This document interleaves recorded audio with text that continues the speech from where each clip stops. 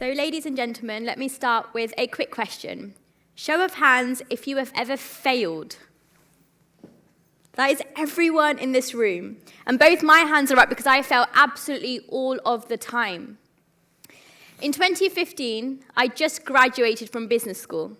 November that year, I'd gained my first real job in the corporate world. Now, as you know, anybody who goes to university or studies, that's really the aim, isn't it? To get a job. I walked in on my first day extremely excited, very keen, so keen that I showed up an hour and a half early, motivated, ready to go. Fast forward 3 months, I showed up with the same attitude in my probation meeting. An hour and a half later, I ran out of that room, went to the nearest bathroom, locked myself in the cubicle and thought, what has just happened? I failed probation. I failed probation. I'd never felt failure like that, and nor had I felt those emotions. I felt disgusted within myself, ashamed, embarrassed, to the point where I've actually never shared that story with anyone today, but I'm here doing it in the red circle. To fail is to be unsuccessful in achieving one's goal, or to neglect to do something. How many of you here have ever had a New Year's resolution? Show of hands. So 92% of those who have New Year's resolutions fail within the first few months. 80% of businesses fail within the first 5 years. And those who identify as females, well, we constantly feel like we are failing, or the system is failing us, when it comes to respect, equality, or even gender pay. The reason why I am standing here in front of you today is because I don't think we talk enough about failure. We don't acknowledge failure. We don't share failure. Failure is not the first thing that comes to us when we're at the dinner table. But when you're good at something, when someone gives you a compliment, you make sure that everyone in your WhatsApp knows about it. You make sure you tweet about it. It's the first thing you tell your mum or dad or family member when you get home. Oh, someone said my hair looked really nice. But I didn't tell anyone that I failed probation. I pretended like it never happened. If I was to ask you how would you define failure, what words or emotions would you associate with the word failure? Well, I conducted this same exercise with family, friends, and strangers on the internet. I sent out a tweet, I shared an Instagram post, I went on my LinkedIn and said, how would you define failure? Do you know the words, the emotions which came back included grief, worry, anger, disappointment, frustration, annoyance, guilt, conflict. But it's this one that really stuck out to me. I asked my mother what failure meant to her. So for context, my mum has been a stay-at-home mum for 27 years. She has very little education. She's never worked a traditional job in her life. Instead, she's been raising 4 kids and now a grandchild. She said if you'd asked me a few years ago, I would have considered myself a failure. A failure because I wasn't educated. A failure because I haven't contributed to society the same way other people have. A failure as a mother, a daughter, a sibling, a role model. But today in 2019, she holds her head up strong and thinks of failure as a temporary disruptor. I remember my sister-in-law and I heard her say that, put our teacups down in the kitchen and thought, that's connected the dots. Like, why did I spend 30 grand on university when you've told me everything I need to know? That's what I needed to know. She said, failure is to be temporarily disrupted, to be taken off your path, and then to adapt to it, and more importantly, to try again. In the last 6 months, I've had 3 big failures and about 20 small. My first big failure is that I failed to hold down a full-time traditional job in the technology industry. My second is that I failed to start my PhD, which I'd been planning to do for the last 1 year. And my third is that I failed to put myself first, ending up on sick leave for 5 weeks. My smaller failures are more insignificant, more comical. For one, I failed to make an omelette, which doesn't burn the bottom of the pan. For 2, I failed to take out insurance before I accidentally smashed my phone screen on the floor. And for 3, I failed to stick to my dairy-free diet. That moment when I was in the cubicle, when I was in the bathroom, I had 2 options. One was to quit so that they didn't fire me, and I had the first hand. But then I would have walked away and somewhat admitted defeat. The second was to go back, to ask where I went wrong, to analyze my mistakes, to acknowledge them and to try again. I took the second option because I wanted to spring back into shape.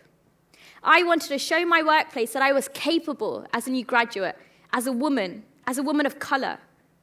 But most importantly, because I wanted to prove to myself that failure is not giving up and falling back down. Failure is learning from your experience and seeing how you can do things better the next time. That, my friends, is called resilience. Resilience is the capacity to recover from difficulties or the ability to spring back into shape. But when you think of resilience, and when you look into what resilience really means, everything that comes up is a buzzword.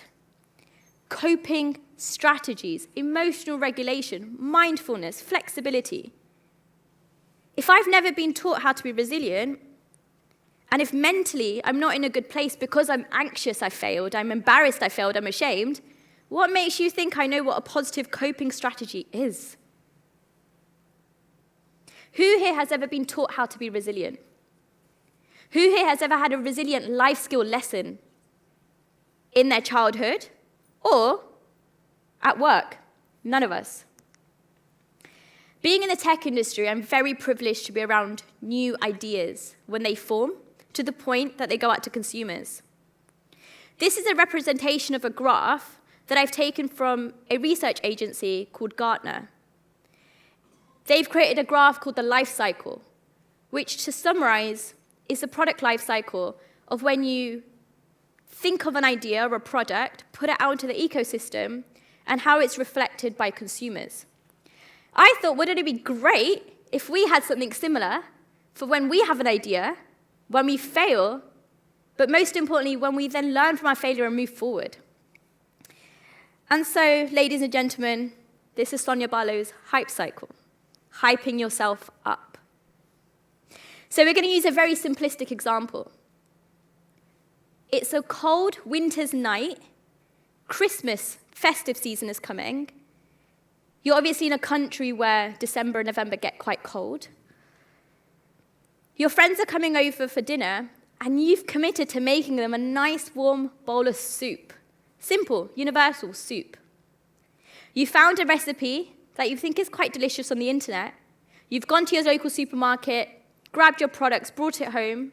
You started chopping, blending, putting it into the pan, letting it boil. That, in the short period of time, your expectations have grown. You've peaked. You've gone from uncertainty of how to create that soup to following a recipe and then being quite enthusiastic because you're thinking, do you know what? This is going much better than I'd planned. You take a spoon, you taste the soup. Unfortunately, it's not the flavors that you thought it would be. You're demotivated, you're frustrated. The recipe said to do this. I did it this way. Why does it not taste like the recipe? Why does it not look like the picture in the book? At that point, you have 2 options. Your first option is to pick up the bowl of soup and throw it away and order a takeout. Your second is to acknowledge that despite following the recipe, things didn't go to plan, and that's okay. But what can you do to come out of this situation? Well, you can open up your cupboard, take out some seasoning, add in the flavors that you think will work, and just go forward. That little star on the screen is the movement. Failure to resilience. It's how do you move and learn from a temporary disruptor? It's how do you make do with the challenge that has come in hand, but an expectation that you have to meet.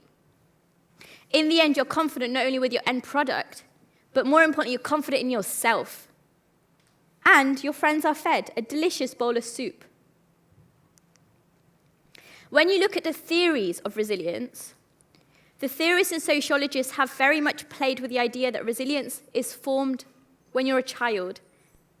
It's something not that we are born with, let's say, but it's something that we can learn, that we can strengthen. I equate resilience to a muscle. Such as any muscle, you have to strengthen it. You have to practice it in order for it to come at best use when you need it to come. Resilience is dealing with adversity. It's the capacity to cope effectively. It's how you adapt successfully to disturbances.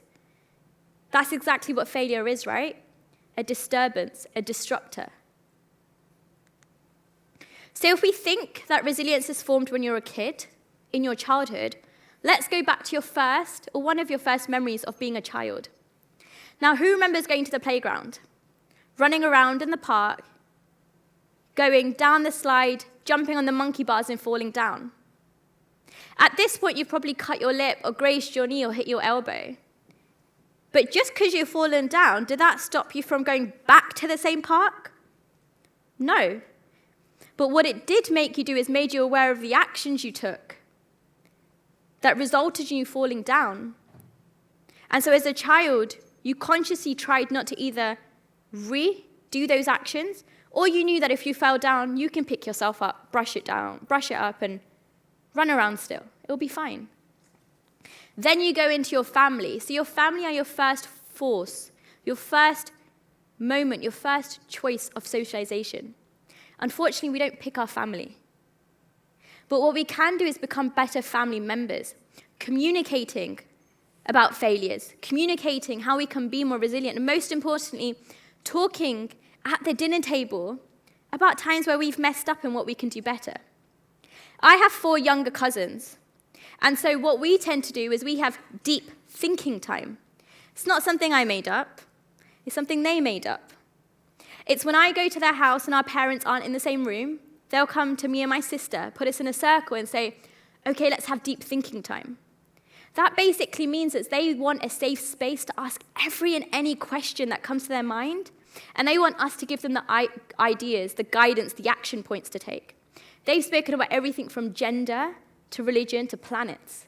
And in that safe and deep thinking time, I'm able to give them actions and guidance that they can take as they grow into individuals, into adults, and carry on being resilient. And then, lastly, we think about our community. Now, it's never been a better time to have a sense of community. Over 3 billion people of the population, of the global population, are online. It's so easy to go online, to go on Reddit, Instagram, Twitter, TikTok, Facebook, and find a community, a group of people who have similar or the same shared values, to talk about mistakes, challenges that are occurring in your own life and to learn from them. You could be a new parent, you could be a new entrepreneur, you could be a university student, you could be an apprentice, you could be a baker. But the online forums allow you to talk, to communicate, to learn. And then offline, well, we've got peers and neighbors. Over 90% of the global population want to connect, they want to communicate. And that's where it starts. By communicating with our community, by talking about our failures, but most importantly, by changing our attitude to our failure. If failure is a temporary disruptor, then resilience is how we adapt or how we learn from this temporary disruptor. We gain absolutely nothing by taking misfortunes badly. We take nothing by grieving, by worrying for too long. But if we're able to change our attitude to failure, change the conversation to failure, to start acknowledging and praising failure like we do with our wins and successes, we can not only change our own attitudes and the attitudes of society, but how we learn from failure, and most importantly, the stigma which is attached to when you fail. My name is Sonya Barlow, and thank you for coming.